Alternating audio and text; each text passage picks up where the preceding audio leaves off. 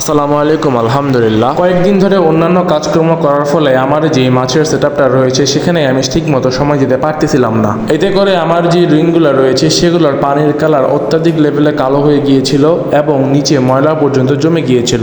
এবং কিছুদিন আগে যেই পরিমাণে পাতা ঝরতেছিল সেই পাতাগুলো সবগুলোই আমার এই পানিতে পড়েছে এবং পানির কালারটা পাতার জন্য লাল হয়ে গিয়েছিল।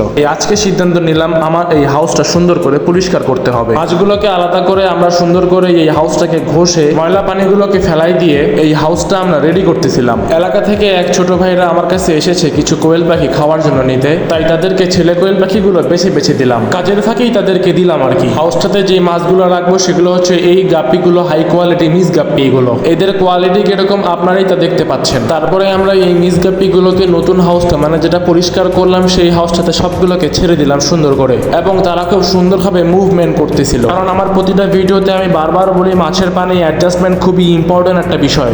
এই হাউসটাতে যে মাছগুলো ছিল সেগুলোকে আমি সুন্দর করে তুলে নিলাম। এগুলোতে এক্সেলেন্ট কোয়ালিটি মিকি মাউস ছিল আর কিছু মিস গাপ্পি যেটা ব্রুট সাইজের ছিল। মিকি মাউসগুলোর কোয়ালিটি কিরকম তা আপনারা নিজের চোখেই দেখতে পাচ্ছেন। ওই হাউসে যে মিকি মাউসগুলো ছিল সেগুলো আমরা এই কক্সিটে দিয়ে দিব, আর এই কক্সিটে হচ্ছে আমার আগের যে মিস গাপ্পিগুলো সেগুলো ছিল। মাছের কালার এবং কোয়ালিটি বোঝানোর জন্য আমি এটা সুন্দর করে ভিডিও করে নেই আমার নিজের ফেসবুক পেজে আপলোড করার জন্য। তারপর তাদেরকে সুন্দর করে আমি ছেড়ে দিলাম। তো এই ছিল আজকের ভিডিও। সবাই আমার জন্য দোয়া করবেন। আসসালামু আলাইকুম ওয়া রাহমাতুল্লাহ।